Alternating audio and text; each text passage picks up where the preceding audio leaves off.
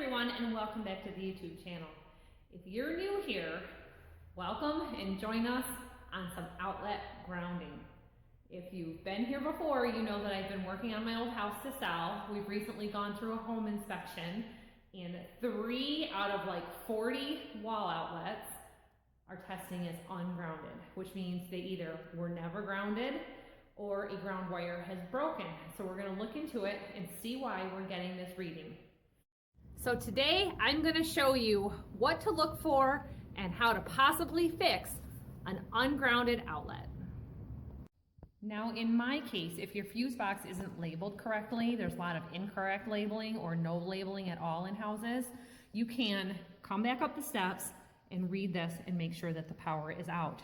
A good second thing is plug in a radio. If you don't have a radio, you could plug in your wall charger or something like that, but with a radio, you can tell from the other end of the house if the power is out or not.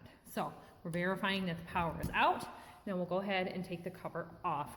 You generally need a small or skinny flathead screwdriver for this work, so make sure you have your tools handy.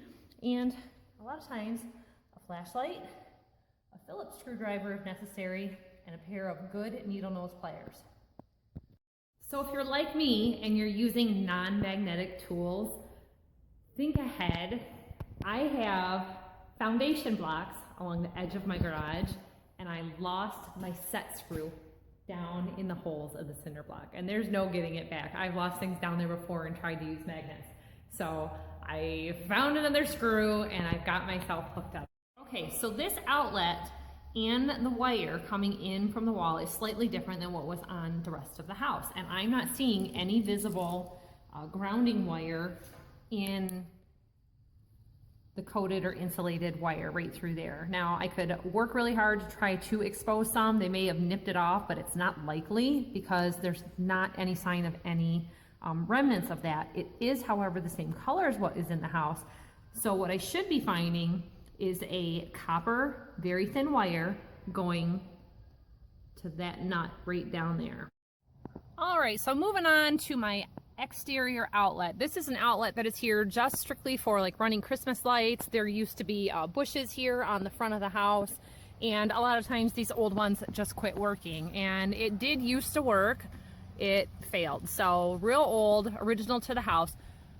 There is, in the same situation, just a 2-wire system, but there is a ground inside of the outlet, the same as the others. So we know that the box is ground, and I'm not going to have to worry about anything like that. Now, this has got several layers of siding on it. There's the original siding underneath, and then it appears to still have maybe 1 or 2 more wood and a vinyl over that. So I have to reuse the old or buy some new mounting screws right here. So you don't want to lose those. And you can see they're quite a bit longer than the standard that is normally, you know, a 1/2 inch to 1 inch long. These are about 2-inch long screws. So I picked up a replacement, and we're going to get that in. Here is the original, and again, making sure that we have ground. All right, so I'm outside and I'm losing daylight really quickly. I just wanted to show you the replacement that I got. And a tip for you is do not take these screws out all the way. They make these so that you can wrap the wire around the side, and I don't have my wire strippers with me, so I was trying to take the screw out and set it through with my needle nose pliers to make it easier, but there's an anchor nut in there and I lost it. What you can do is do a push in on the back, and that is right through these little holes here. So 1 on each side, and you can go right through. There's a gauge here telling you how much wire to strip off.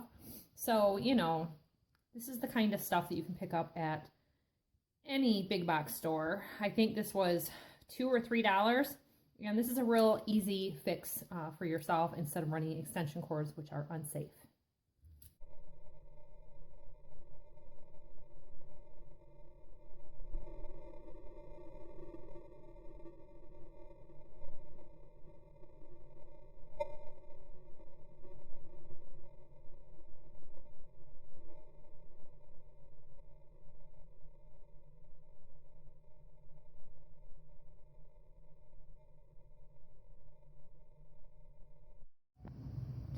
So as soon as I pulled this out, I could see that my ground wire has broken. Now, a lot of people had given me guff about my grounding. These outlets didn't have a ground wire and enough wire to be able to pull through to take that ground right to the actual receptacle right here on the side. And you see this here, we always tape all of our electrical boxes. It's just an extra safety feature that we do to make sure that nothing is arcing, sparking, and causing problems. Well, this is in a concrete wall. So what I'm going to have to do is see if I can get a little more wire there and loosen up that nut and just reground this electrical receptacle. Now, if you can't do that, we've got these pigtails, and this will allow you to go straight from your box to your outlet or your wiring. So we're just gonna go ahead and see if we can just do a quick repair here. So I just wanna show in my case, these outlets are older. This is a 1950s home, and this is probably a slightly newer outlet in a concrete wall. There is this bracket right here, and that's clamping down or tightening down on your electrical wire. So I loosened that so that I could pull through the wall a little bit of additional length of wire and make my connection happen. Now, if you wanted to, you could shorten your black and white wire or whatever it is that you have there. So now we're going to carefully fit this back into the wall, and we'll show you if we got a ground or not. Okay, so now as you can see, I've got the power back on in the room, went back to the breaker box and reset the breaker, and we're just gonna use our outlet tester. And right here, 2 red lights, we are back to ground again. So if you're having trouble with your outlets not grounding, pick up one of these testers. They are roughly $7, $7.50 at any hardware store like Menards, Lowe's, Home Depot. This was $7.17 at Menards.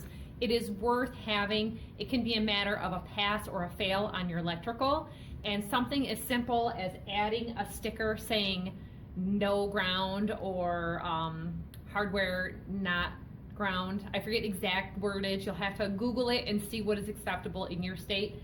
Just having that sticker kind of alleviates some of that responsibility to you. This was all originally 2-wire outlets or 2-prong outlets, and we switched them all to 3, but because they were all ground, we were in good shape to be able to do that. If you only had 2 plug outlets and you switched to 3 and you didn't have a ground, you wouldn't have this fix available to you, and adding this may or may not help you get to this ground double red on your tester. So if this helped you, give us a thumbs up. Don't forget to like and subscribe, and we'll see you next time. Bye-bye.